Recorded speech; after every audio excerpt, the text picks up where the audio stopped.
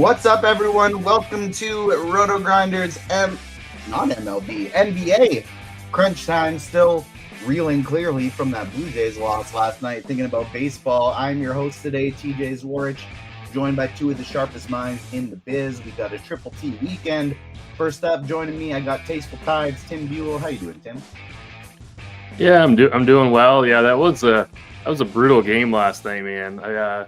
I mean, I'm not really a fan of either team. I'm personally kind of glad it's going to a game 7, but what a way to end the game. That was kind of it was pretty exciting, but also kind of disappointing and completely random. And that's what we love and hate about baseball, right? Like the whole fluky ground rule double, and then the weird double up there at the end. So yeah, I mean, it's been an exciting series. This whole MLB playoffs has made me fall in love with baseball all over again. Like I haven't really watched much in previous years in the playoffs, but I've watched pretty much all of it this year.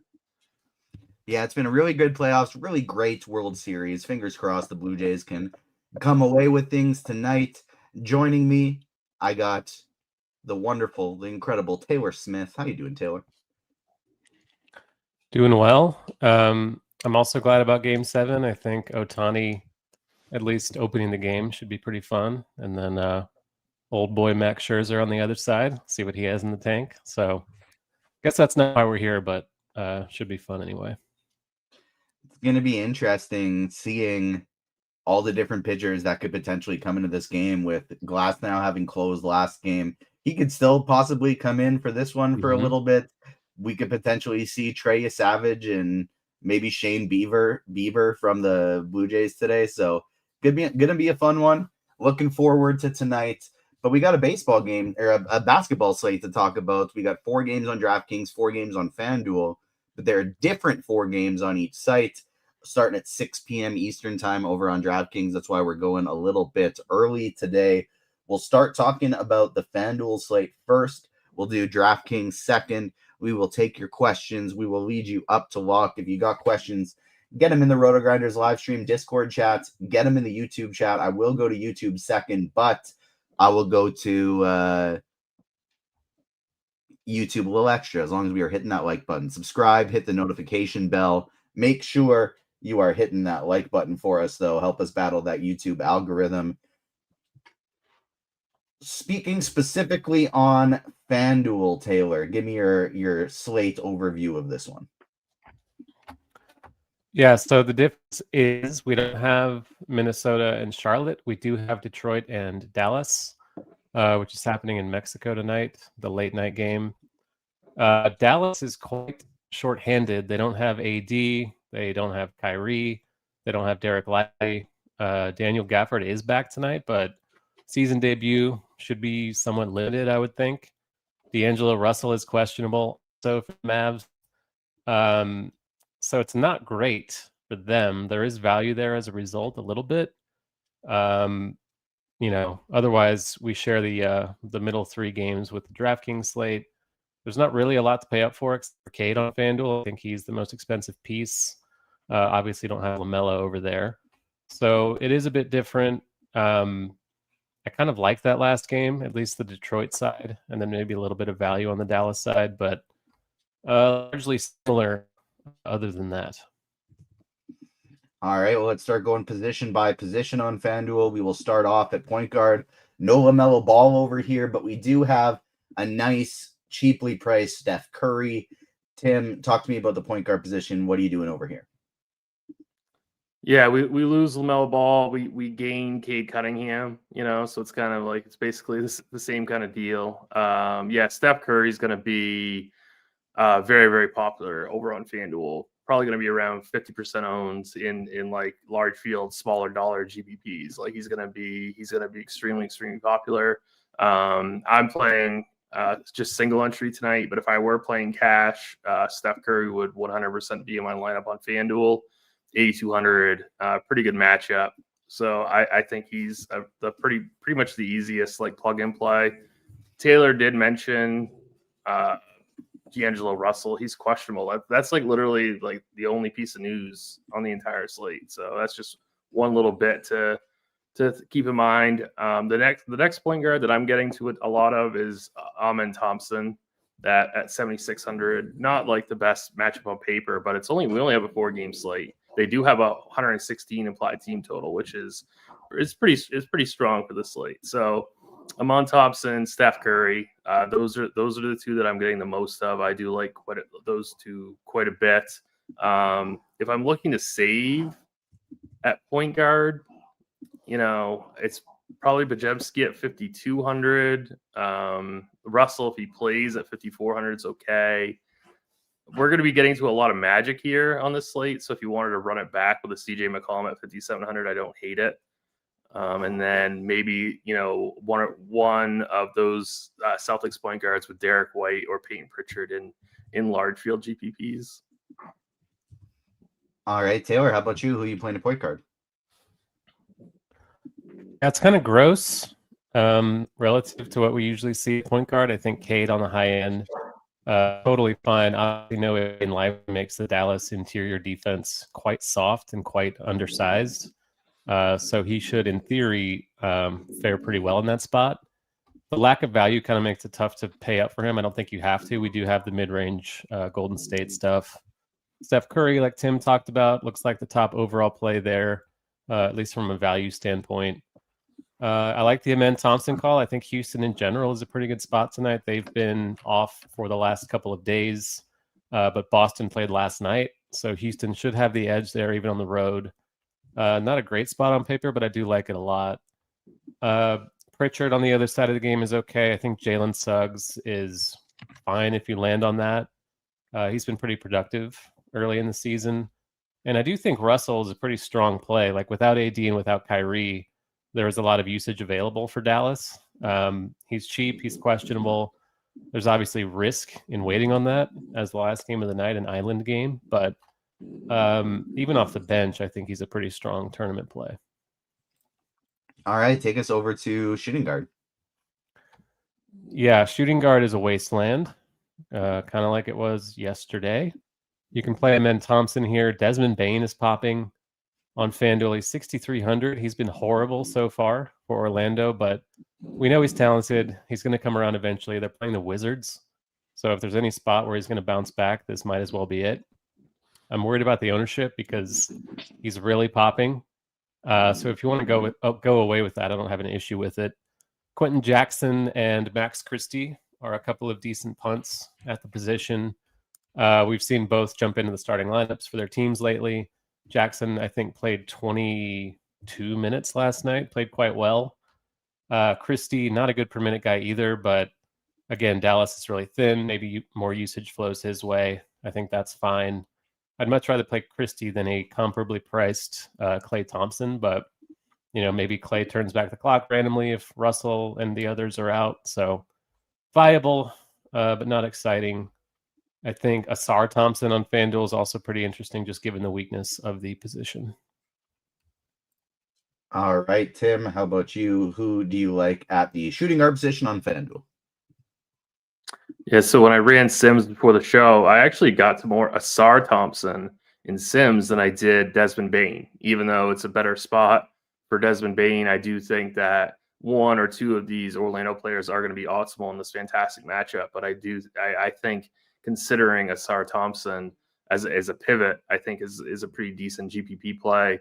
Amon Thompson, I talked about at point guard. You can play him at shooting guard as well. Taylor did mention Max Christie and Quentin Jackson. Those two would be the value pieces. I wouldn't hate it if you guys got to a little piece of like Trey Johnson as well in large field GPPs. I think he's an okay play.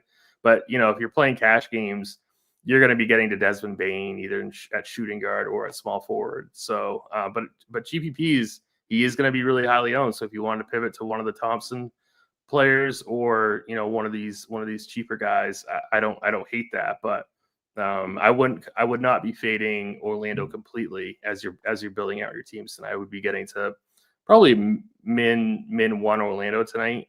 So and Bane is going to be the most popular one, at least on the FanDuel slate. All right, take us to small forward. Yep. So small forward, Paulo Banchero at 8,800. He's definitely the spend up option. If you don't quite have that much salary, then Jimmy Butler at 7,500 is probably the next best play, followed by Franz Wagner at 7,200. So I would start off with Banchero, but if you don't have the cash for that, just go down to one of those two guys in the mid sevens. So I think that's your play there. Kaishan George, again, we're going to be getting to some Orlando. Orlando is playing at a little bit faster pace this year, so getting to a Washington piece on the other side, I like. So that guy's probably going to be Kaishan George at 6,600. So I think I do like him in GPPs. Spend down again. It's Max Christie at 4K. If you're looking for somebody cheap. I don't, again, I mentioned Asar Thompson. He's small forward eligible as well, so I don't mind him at 63. And then again, the same argument with Bain at shooting guard is the same thing at small forward. He's going to be very, very popular.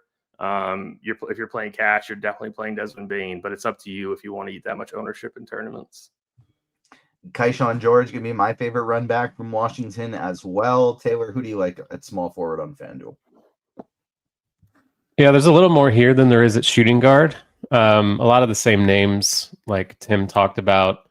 I think PJ Washington is probably my favorite thing on the Dallas side without AD, given their other injuries and stuff. We'll see if Russell plays, but either way, I think PJ should be in line for a lot of minutes and some usage flowing his way. If I'm playing the Magic stuff, the main three guys, Bain, Wagner, and Banchero, I would consider a max 2 of that 3, just because I think all 3 together is going to be pretty. There are popular projections. They're all pretty discounted, or slightly discounted at least. It is a great spot, so maybe they can all get there for you in the same game. But just for a differentiation move, I think I would just kind of focus on 2 of the 3 in one FanDuel lineup. Like the George call, like Jimmy Butler, obviously. He's better on DK where he's got guard forward, but still a great play over here. Awesome spot for the Warriors in general against the whatever's left of the Indiana Pacers. And then you can get into like the Asar Thompson, Tobias Harris, Kuminga. I think Kuminga is also interesting if Butler and Curry are going to be super popular, which they will be. Kuminga's been pretty productive in a starting role, so I like that as a little bit of a lower owned play. And then Tari Eason, I think, is worth a shot as a cheap guy. We'll talk about it when we get over to DraftKings, but Colin Sexton back in the starting lineup today for Charlotte. No Zion James in that starting lineup. Take me over to power forward, Taylor. A lot of the same guys. We have Banchero, we have Wagner, we have Jimmy, we have PJ Washington, we have Keyshawn George, Kuminga. Don't really think you have to stray too far from that group. It's essentially whoever you're not playing at small forward, you can just shift over here. Jarris Walker continues to start for the Pacers. Given their lack of bodies, he's a pretty good play still. The price has come up, but the role has been there for him. So I'm okay with that. Jabari Smith, one of the other cheap Rockets, he's got a wide range of outcomes, but we saw in the last game there is a ceiling there. So I like that a little bit. And then I guess Najee Marshall, like if D'Angelo's out, they're really low on ball handlers, and Najee's played a little bit of point guard for them over the years. So he's an okay value now. I think he would look a lot better if Russell is out. All right, Tim, how about you? Who do you like at power forward? Yeah, Taylor really nailed it. Like there's a lot of combo pieces that are both small forward and power forward eligible, so you don't have to really change up your builds that much. Jonathan Kuminga at 6,100 is another player that I would mention really quick, projected for 30 minutes. I think he's a decent play over on FanDuel. Taylor mentioned Jarris Walker. I do like him quite a bit at 5,600. But really, it's these same guys that we've already mentioned, the Banchero, the Butlers, the Franz Wagner, and the Keyshawn Georges. Those guys are going to be the primary pieces that I'm going to be playing at the power forward, small forward spot. All right, take us to center. Yeah, so Jalen Duren is popping everywhere on FanDuel. He's 6,200. It's way too cheap. So he's definitely the quote optimal guy. He's definitely your cash game guy. Alperen Şengün at 9,100. I really like him on both DK and FanDuel just to get different here. You're going to be getting off of a lot of ownership if you pay all the way up at center today. So I love him in GPPs, but Duran is definitely like your more awesome play. Wendell Carter at 52, I think, is okay as well. And I think that would really be it. I don't know who else I would really spread out to at center. It would just primarily be those three for me on the FanDuel slate. All right, let's make the pivot over to DraftKings here. Orlando and Washington, no longer the first game, as we also now have the Minnesota Timberwolves facing off against the Charlotte Hornets. Tim, how is this one affecting your plan of attack? Yeah, I mean, it does change things quite a bit because Minnesota has a lot of value, has a lot of pieces that we want to get to. So it really is a completely different slate between the two sites tonight. I mean, it's just a completely different game. Minnesota rates pretty well here, and there's pieces of Charlotte that I wouldn't mind getting to in GPPs. So I don't know if we've got that. The Sexton change in projections yet, but it's definitely going to be this is a really good game for DFS, and Minnesota is a primary piece here. So we're going to be getting to guys like Mike Conley at 4,400. I don't know. Do you want me to just start going point guard on DK? Before we do, I will let everybody know that it's a great time to get yourself some Combo Pro. If you're playing NBA, you're probably playing NFL. Get yourself the best deal, and it's Combo Pro, $79.99. It's $40 off for your first month. You get access to all of the sports, including NBA, which we're talking about right now, NFL on the weekend, everything else, everything you could hope and dream for. So get yourself access to some Combo Pro. And if you just want to test out the NFL package before you get yourself a commitment, you can check out the 3-day pass. Build lineups through the weekend for only $9.99. Perfect time to do it today. Get access to all the NFL stuff tomorrow. You get access to all the showdown stuff on Monday. A 3-day pass for only $9.99. That's cheaper than you're going to get your lunch for tomorrow. And you can also, if you're just playing NBA, that's the only reason you're joining us. You don't want these other sports. You can still check out Shot Quality. If you're only looking at the box scores, you're already behind. Shot Quality gives you the most predictive data in basketball, breaking down every shot to know what should have gone in, not just what did. Right now, you can grab a free 3-day trial by heading to the link in the show description right down below in YouTube. After that, it renews monthly for $39.99. Don't play blind. Play smarter with Shot Quality. Tim, I agree with you 100% that it is much different slate on DraftKings, because my favorite play on the slate is here on DraftKings that I'm getting to 85% of. And my favorite low-owned punt on the slate is also over here on DraftKings, both on this Minnesota side. As I screen share for DraftKings, you'll be able to see my low-owned punt right off the bat that I pumped up in projections just a little bit so I could get to. And that's Rob Dillingham. Played 18 minutes in his first game in this strictly large field tournament play, people. This is not cash. But Rob Dillingham, 3,100, played 18 minutes last game. I don't think they want to run Conley out for a ton of minutes. Things could get ugly in Charlotte. I like Rob Dillingham as like a super large field flyer today. But Tim, give people the actual good plays. Yeah, so yeah, the actual good plays, but I do agree with you. Like, I mean, Mike Conley's 4,400. We have him projected for 26 minutes. He is going to be. I mean, he's not going to be super chalky, but I would say he's going to be around 20%. I don't think he has that much of a ceiling here. So I mean, I'm definitely going to be playing Conley in cash games, but I could definitely see an argument to fade him in GPPs. It's just value's so bad on this slate. So he's just one of these salary saving options that we can consider. LaMelo Ball, 9,800. I think he's clearly going to be a pretty strong play tonight. We don't think of Minnesota as a team that we necessarily want to attack, but I think given just the slate context with very few games and there's not there's not a lot of raw points tonight. So LaMelo Ball might very well be the highest scoring player on this entire slate. So I think that makes him viable. Steph Curry, 8,800. He's probably a little bit safer points for dollar wise over Ball, but I think it's pretty close. Amon Thompson, 7K. I like in GPPs. Brandon Bajemski at 5,400. I like him in GPPs as well. Jalen Suggs at 5,500. I just don't think he's playing enough minutes yet. Like, we only have him projected for 22 minutes, which I just don't think is quite enough.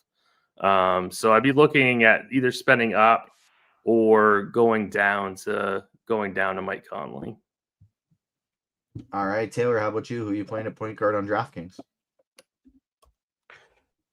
So he's probably the optimal guy just from a salary and game environment standpoint. He's affordable. They have a very high total against Indiana, so I'm okay with that. I never love chalk Golden State stuff. Like, they just have a deep rotation. The game could blow out. Who knows? But it is a small slate, so you can't really get too picky. Like the LaMelo call for tournaments, like the Dillingham thing for large field stuff, for sure. I agree about Conley just being like, even when he was 3,500, it's like, I really don't want to play Mike Conley, even though he's free. He's just not really going to see the minutes, but he's still decent per minute. It is Charlotte, so I can see why you'd get there. DiVincenzo is expensive, and I think that's going to make him pretty low owned on this slate. It's a good spot. We've seen him spike big usage games before. Hasn't really done it lately without Edwards, but I think that might be all the more reason to consider him, at least for probably large field stuff as well. Like the Amen Thompson call, he's really kind of popping now at 7K flat on DK. He's been pretty bad, but I don't think that's likely to continue. Just too talented, too good per minute historically. So I'm willing to go back to the well with him.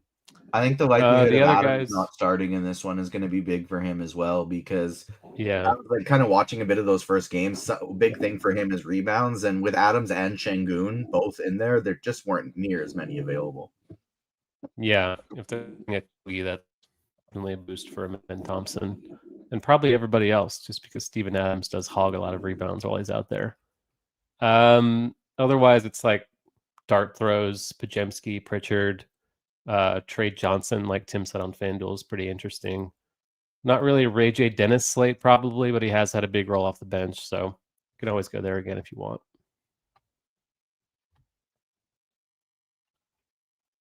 Take us to shooting guard.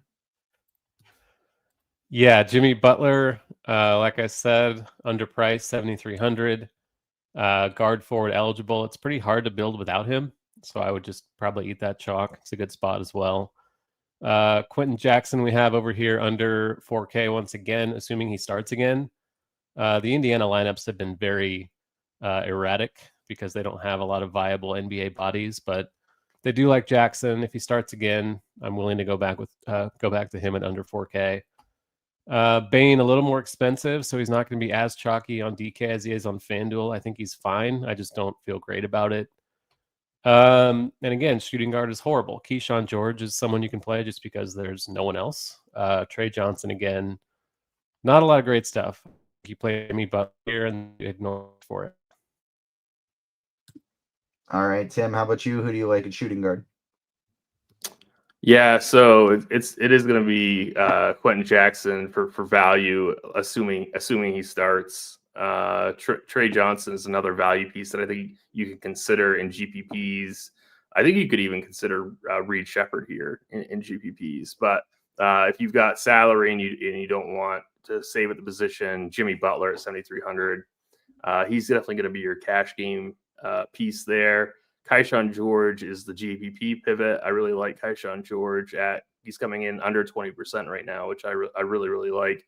Desmond Bane is not nearly as strong of a play on DK, which makes him probably a better play in large field stuff over on DK, only coming in around between 15 and 20%. He's shooting guard only on DK, which will keep his ownership in check as well, where he's shooting guard small forward on FanDuel and cheaper on FanDuel. So definitely a fine for tournaments. And so is Colin Sexton at 6K. So I think, he's going to be he has to share the floor with LaMelo Ball now, but I think he's fine for tournaments. So if you wanted to do Colin Sexton instead of LaMelo Ball in like a Charlotte, Minnesota game stack, I don't mind that for tournaments. All right, take us to small forward. Yeah, Franz Wagner again, 7,400. I think out of all these, between Bain, Banchero, and Wagner, he's my favorite at 7,400. Small forward only. It's Jaden McDaniels at 5,700. Yeah, he should be playing minutes in the mid-30s here. So I see that Taylor has him as a core play. I completely agree with that. I'm getting him everywhere on DK cash, tournaments, single entry, everything. So definitely fire him up. Jarris Walker at 5,900. I think he's a pretty strong play as well. We talked about Kuminga at 62. And then Durant and Jaylen Brown, I think, are okay. I think if I had to pick between one, it would be Durant if I was going to spend up to get different here. But both Durant and Jaylen Brown are going to be really, really low owned here because Franz Wagner and Jimmy Butler are going to take up so much more of that ownership. All right, Taylor, how about you? Who do you like at small forward? Yeah, McDaniels, awesome play, under 6K, like too cheap for the role he has without Edwards. Jimmy Butler, you can play here, but you're probably not. Quentin Jackson, same thing. I think Wagner's okay. I think Banchero is going to be more popular on DK than Wagner, so don't mind that pivot for a little bit of leverage. Kuminga, once again, I like. Just Butler and Curry are going to be talk. Kuminga, while not unowned, is relatively low owned compared to them, so don't mind looking his way. Jarris Walker, Tari Eason, like I talked about. There will be a game where Aaron Nesmith does something eventually. I think the lack of point guards is hurting him a lot so far, but if he gets hot, he can pay off a $5,600 salary. So in the pool, but not any sort of priority. All right, power forward. Who do you like there? Power forward. Banchero looks great. I think Julius Randle without Edward against Charlotte might be a slightly better play. They're pretty similar. Banchero's had the lower floor so far. He has to share the ball more. I think Randle's really going to take on a lot of usage without Anthony Edwards. So I would probably, playing them both is totally viable. There's not a lot else to spend up for on this slate. So like them both a lot. Jabari Smith, 5,100. I think that's a really good price tag on him on DK, given the role he has. A lot of mouths to feed there, but if he gets hot, he can certainly pay that off. Naz Reid is 5,300. The minutes for him are obviously a little shaky off the bench, but we've seen over the last few years he has the ceiling to beat the median projection, obviously, pretty easily. So he's in the pool. Josh Minot finally came back to earth last night, but he is still cheap, should still start. I think you can play him. I would rather play Tari Eason if I am punting with a sub 5K guy, but Minot is at least worth a shout. All right, Tim, how about you? Who are you playing at power forward today? As you can see by my exposures on the screen, Julius Randle is the guy that I just tried to get an absolute ton of today. I ended up with him in 85% of my lineups. That's the guy that I'm going basically all in on. Yeah, it was the real decision for me between Banchero and Randle. I think I am leaning Randle, but I think it's super close between the two. If this game can stay close, Pascal Siakam is going to go really under-owned here at 9,300. So he's definitely your, contrarian spend-up option. Jarris Walker, 5,900. Naz Reid at 5,300. I really like here. I think he's got a pretty good ceiling at that price tag. And I think he's going to be, he's not going to go completely unowned, but he's going to be one of the lower owned Minnesota players. So I do like him for tournaments. Jabari Smith at 5,100. Taylor talked about that. I really like that price point. I was getting into a ton of him in optimals. I think he's viable in cash games as well. So he should be playing minutes in the mid 30s. So I really do like that price tag on him. Anyone below him, I guess Minot is okay, but I don't think I'd go anywhere below that at the power forward spot. Center position, Tim, who are you getting to there? I bumped up Şengün just because I love him for tournaments today. Naz Reid is my favorite kind of mid-tier cheapie, but who are you getting to today at center? Yeah, I'm getting to a lot of Alperen Şengün at 9,200. I think he's going to be going. We have projected for around 10% right now. I don't think he's going to get much higher than that. So I really like him in large field. 3 max single entry, any kind of GPP tonight. I think he's a really, really strong play. Ryan Kalkbrenner at 4,600. He's projecting pretty well. I think that he's going to be somewhat popular. I am a little bit worried with the Gobert matchup, but I still think he's cheap enough where he can pay off that price tag. So I do like Kalkbrenner quite a bit. Wendell Carter at 5,400. He's a mid-range play that I like.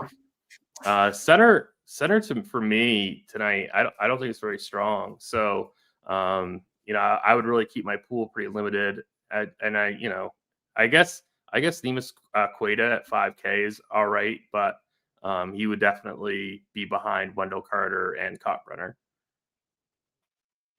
I don't mind myself a Goga Batadze punt. Game against Washington could get ugly pretty quick. They're big favorites in this one.